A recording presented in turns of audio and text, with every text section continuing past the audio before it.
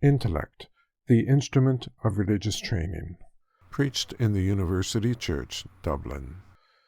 Gospel according to Luke, chapter 7, verse 12. Cum autem apropinquaret porte civitatis, ecce defunctus, efferebatur filius unicus matris suae, et haec vidua erat. And when he came nigh to the gate of the city, behold, a dead man was carried out, the only son of his mother, and she was a widow. This day we celebrate one of the most remarkable feasts in the calendar. We commemorate a saint who gained the heavenly crown by prayers and deed and tears, by sleepless nights and weary wanderings, but not in the administration of any high office in the Church, not in the fulfillment of some great resolution or a special counsel, not as a preacher, teacher, evangelist, reformer, or champion of the faith, not as bishop of the flock, or temporal governor, not by eloquence, by wisdom, or by controversial success, not in the way of any other saint whom we invoke in the circle of the year, but as a mother, seeking and gaining by her penances the conversion of her son. It was for no ordinary son that she prayed, and it was no ordinary supplication by which she gained him. When a holy man saw its vehemence, ere it was successful, he said to her, "Go in peace. The son of such prayers cannot perish." The prediction was fulfilled beyond its letter. Not only was that young man converted, but after his conversion he became a saint. Not only a saint, but a doctor also, and instructed many unto justice. St. Augustine was the son for whom she prayed, and if he has been a luminary for all ages of the Church since, many thanks do we owe to his mother, St. Monica, who, having borne him in the flesh, travailed for him in the Spirit.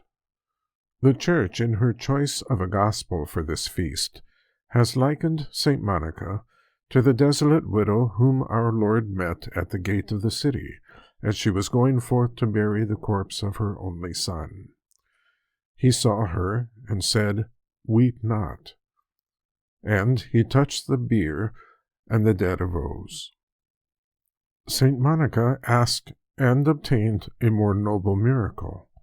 Many a mother who is anxious for her son's bodily welfare neglects his soul. So did not the saint of today. Her son might be accomplished, eloquent, able, and distinguished. All this was nothing to her while he was dead in God's sight, while he was the slave of sin, while he was the prey of heresy. She desired his true life. She wearied heaven with prayer and wore out herself with praying. She did not at once prevail. He left his home. He was carried forward by his four bearers, ignorance, pride, appetite, and ambition. He was carried out into a foreign land. He crossed over from Africa to Italy. She followed him. She followed the corpse, the chief, the only mourner. She went where he went, from city to city. It was nothing to her to leave her dear home and her native soil. She had no country below. Her sole rest, her sole repose, her nunc dimittis was his new birth. So while she still walked forth in her deep anguish and isolation, and her silent prayer, she was at length rewarded by the long-coveted miracle. Grace melted the proud heart and purified the corrupt breast of Augustine, and restored and comforted his mother, and hence today, in today's collect, the Almighty Giver is especially addressed as Morentium Consolator et in te sperantium salus, the consoler of those that mourn, and the health of those who hope. And thus Monica, as the widow in the Gospel, becomes an image of Holy Church, who is ever lamenting over her lost children, and by her importunate prayers ever recovering them from the grave of sin. And to Monica, as the Church's representative, may be addressed those words of the prophet, "Put off, O Jerusalem, the garments of thy mourning and affliction. Arise and look about towards the east, and behold thy children. For they went out from thee on foot, led by the enemies. But the Lord will bring them to thee exalted with honor, as children of the kingdom." This, I say, is not a history of past time merely, but of every age. Generation passes after generation, and there is on the one side the same doleful, weary wandering, the same feverish unrest, the same fleeting enjoyments, the same abiding and hopeless misery, and on the other, the same anxiously beating heart of impotent affection. Age goes after age, and still Augustine rushes forth again and again with his young ambition and his intellectual energy and his turbulent appetites, educated yet untaught, with powers strengthened, sharpened, refined by exercise, but unenlightened and untrained, goes forth into the world ardent, self-willed, reckless, headstrong, inexperienced, to fall into the hands of those who seek his life, and to become the victim of heresy and sin. And still again and again does hapless Monica weep, weeping for that dear child who grew up with her from the womb, and of whom she is now robbed, of whom she has lost sight, wandering with him in his wanderings, following his steps in her imagination, cherishing his image in her heart, keeping his name upon her lips, and feeling withal that, as a woman, she is unable to cope with the violence and the artifices of the world.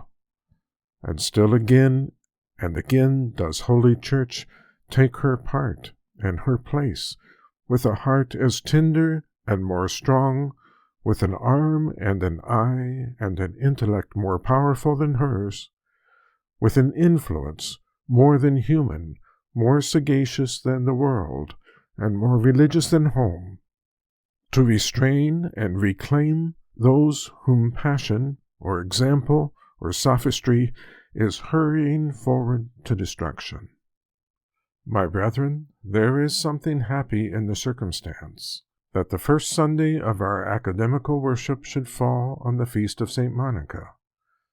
For is not this one chief aspect of a university, and an aspect which it especially bears in this sacred place, to supply that which that memorable saint so much desiderated, and for which she attempted to compensate by her prayers?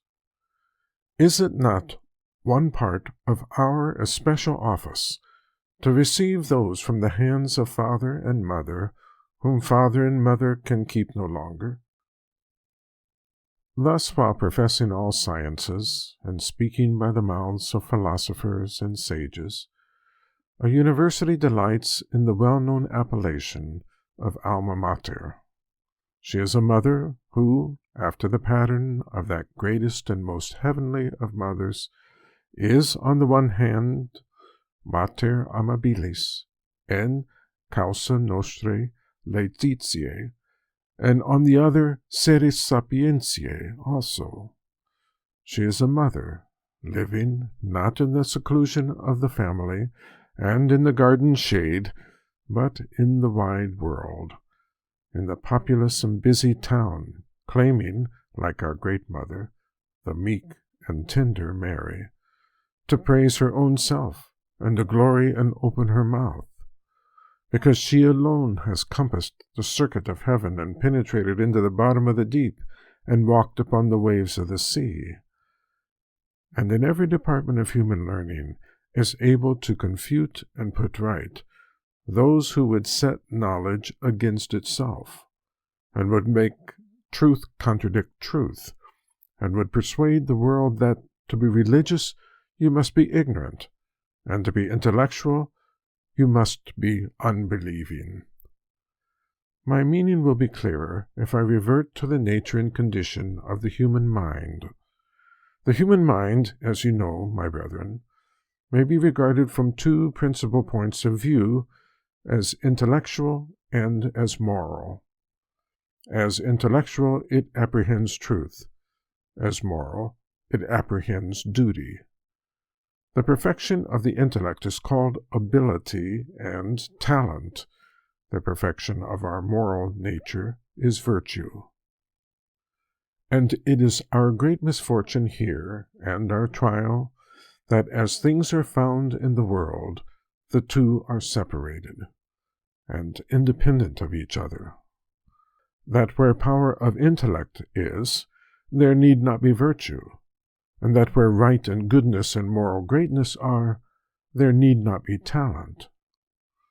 It was not so in the beginning, not that our nature is essentially different from what it was when first created, but that the Creator, upon its creation, raised it above itself by a supernatural grace, which blended together all the faculties, and made them conspire into one whole, and act in common towards one end, so that, had the race continued in that blessed state of privilege, there never would have been distance, rivalry, hostility between one faculty and another. It is otherwise now, so much the worse for us. The grace is gone, the soul cannot hold together, it falls to pieces, its elements strive with each other. And as when a kingdom has long been in a state of tumult, sedition, or rebellion, certain portions break off from the whole and from the central government, and set up for themselves, so is it with the soul of man. So is it, I say, with the soul, long ago, that a number of small kingdoms, independent of each other and at war with each other, have arisen in it, such and so many as to reduce the original sovereignty to a circuit of territory, and to an influence not more considerable than they have themselves. And all these small dominions, as I may call them, in the soul, are, of course, one by one incomplete and defective, strong in some points, weak in others, because not any one of them is the whole, sufficient for itself, but only one part of the whole, which, on the contrary, is made up of all the faculties of the soul together. Hence you find in one man, or one set of men, the reign, I may call it, the acknowledged reign of passion or appetite, among others the avowed reign of brute strength and material resources, among others the reign of intellect, and among others, and would they were many, the more excellent reign of virtue. Such is the state of things as it shows to us when we cast our eyes abroad into the world, and everyone, when he comes to years of discretion and begins to think, has all these separate powers warring in his own breast: appetite, passion, secular ambition, intellect, and conscience, and trying severally to get possession of him. And when he looks out of himself, he sees them all severally embodied on a grand scale, in large establishments and centers, outside of him, one here and another there, in aid of that importunate canvas, so to express myself, which each of them is carrying on within him. And thus, at least for a time, he is in a state of internal strife, confusion, and uncertainty, first attracted this way, then that, not knowing how to choose, though sooner or later choose he must, or rather, he must choose soon, and cannot choose late, for he cannot help thinking, speaking, acting, and to think, speak, and act is to choose. This is a very serious state of affairs, and what makes it worse is that these various faculties and powers of the human mind have so long been separated from each other, so long cultivated and developed each by itself, that it comes to be taken for granted that they cannot be united. And it is commonly thought, because some men follow duty, others pleasure, others glory, and others intellect, therefore that one of these things excludes the other, that duty cannot be pleasant, that virtue cannot be intellectual, that goodness cannot be great, that conscientiousness cannot be heroic. And the fact is often so, I grant, that there is a separation, though I deny its necessity. I grant that from the disorder and confusion into which the human mind has fallen, too often good men are not attractive, and bad men are. Too often cleverness or wit or taste or richness of fancy or keenness of intellect or depth or knowledge or pleasantness and agreeableness is on the side of error and not on the side of virtue. Excellence, as things are, does lie, I grant, in more directions than one, and it is ever easier to excel in one thing than in two. If then a man has more talent, there is the chance that he will have less goodness. If he is careful about his religious duties, there is the chance he is behindhand in general knowledge. And, in matter of fact, in particular cases, persons may be found correct and virtuous, who are heavy, narrow-minded, and unintellectual, and again unprincipled men, who are brilliant and amusing. And thus you see, my brethren, how that particular temptation comes about of which I speak, when boyhood is past and youth is opening. Not only is the soul plagued and tormented by the thousand temptations which rise up within it, but it is exposed moreover to the sophistry of the evil one, whispering that duty and religion are very right indeed, admirable, supernatural, who doubts it, but that somehow or other religious people are commonly either very dull or very tiresome, nay, that religion itself, after all, is more suitable to women and children who live at home than to men. O my brethren, do you not confess to the truth of much that I have been saying? Is it not so that when your mind began to open, in proportion as it opened, it was by that very opening made rebellious against what you knew to be duty? In matter of fact, was not your intellect in league with disobedience? Instead of uniting knowledge and religion, as you might have done, did you not set one against the other? For instance, was it not one of the first voluntary exercises of your mind to indulge a wrong curiosity, a curiosity which you confessed to yourselves to be wrong, which went against your conscience while you indulged it? You desire to know a number of things which it could do you no good to know. This is how boys begin. As soon as their mind begins to stir, it looks the wrong way, and runs upon what is evil. This is their first wrong step, and their next use of their intellect is to put what is evil into words. This is their second wrong step. They form images, and entertain thoughts, which should be away, and they stamp them upon themselves and others by expressing them. And next, the bad turn which they do to others, others retaliate on them.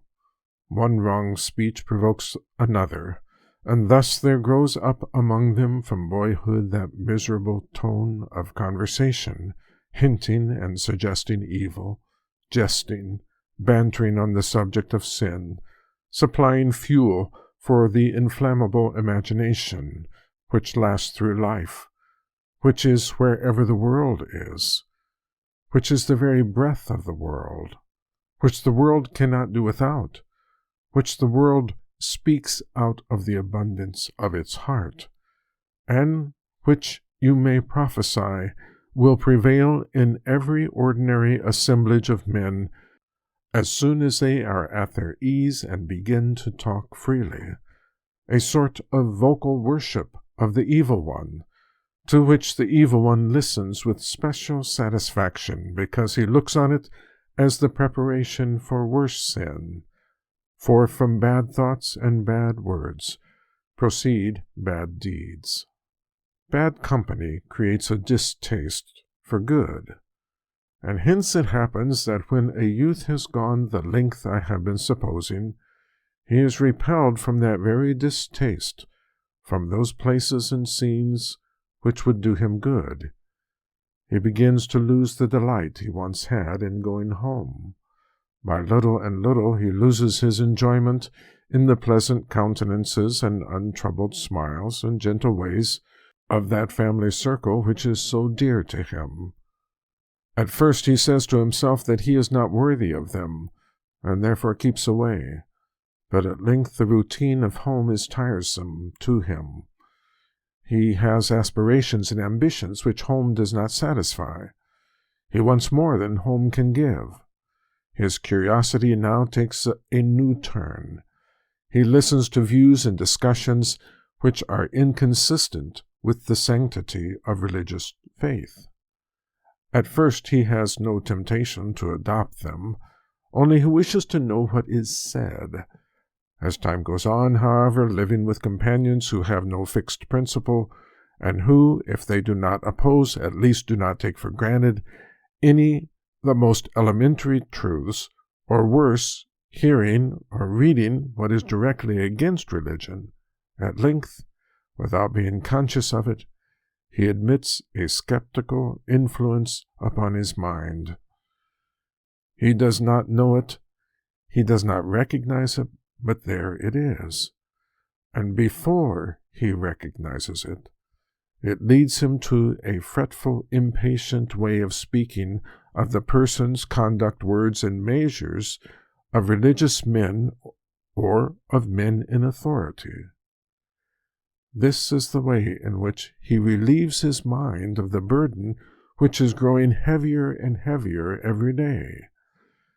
And so he goes on, approximating more and more closely to skeptics and infidels, and feeling more and more congeniality with their modes of thinking, till some day, suddenly, from some accident, the fact breaks upon him, and he sees clearly that he is an unbeliever himself. He can no longer conceal from himself that he does not believe, and a sharp anguish darts through him, and for a time he is made miserable. Next, he laments indeed that former undoubting faith which he has lost, but as some pleasant dream. A dream, though a pleasant one, from which he has been awakened, but which, however pleasant, he, forsooth, cannot help being a dream. And his next stage is to experience a great expansion and elevation of mind, for his field of view is swept clear of all that filled it from childhood, and now he may build up for himself anything he pleases instead. So he begins to form his own ideas of things, and these please and satisfy him for a time. Then he gets used to them and tires of them, and he takes up others.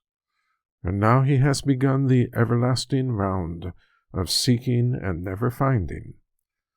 At length, after various trials, he gives up the search altogether and decides that nothing can be known, and there is no such thing as truth, and that if anything is to be professed, the creed he started from is as good as any other, and has more claims. However, that really nothing is true, nothing is certain.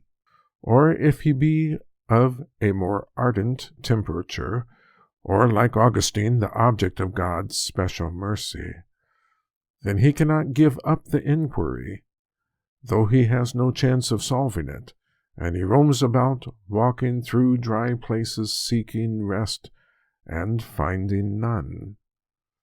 Meanwhile, poor Monica sees the change in its effects, though she does not estimate it in itself, or know exactly what it is, or how it came about, nor even though it be told her can she enter into it, or understand how one so dear to her can be subjected to it. But a dreadful change there is, and she perceives it too clearly. A dreadful change for him and for her. A wall of separation has grown up between them. She cannot throw it down again, but she can turn to her God, and weep and pray. Now, my brethren, observe, the strength of this delusion lies in there being a sort of truth in it. Young men feel a consciousness of certain faculties within them which demand exercise, aspirations, which must have an object, for which they do not commonly find exercise or object in religious circles. This want is no excuse for them, if they think, say, or do anything against faith or morals, but still it is the occasion of their sinning. It is the fact they are not only moral, they are intellectual beings. But, ever since the fall of man, religion is here and philosophy is there. Each has its own centers of influence, separate from the other. Intellectual men desiderate something in the homes of religion, and religious men desiderate something in the schools of science. Here, then, I conceive, is the object of the Holy See and the Catholic Church in setting up universities. It is to reunite things which were in the beginning joined together by God, and have been put asunder by man. Some persons will say that I am thinking of confining, distorting, and stunting the growth of the intellect by ecclesiastical supervision. I have no such thought, nor have I any thought of a compromise, as if religion must give up something and science something. I wish the intellect to range with the utmost freedom, and religion to enjoy an equal freedom. But what I am stipulating for is that they should be found in one and the same place, and exemplified in the same persons.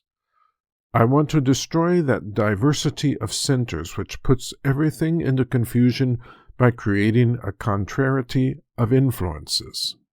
I wish the same spots and the same individuals to be at once oracles of philosophy and shrines of devotion. It will not satisfy me, what satisfies so many, to have two independent systems, intellectual and religious, going at once side by side by a sort of division of labor, and only accidentally brought together. It will not satisfy me if religion is here and science there, and young men converse with science all day and lodge with religion in the evening.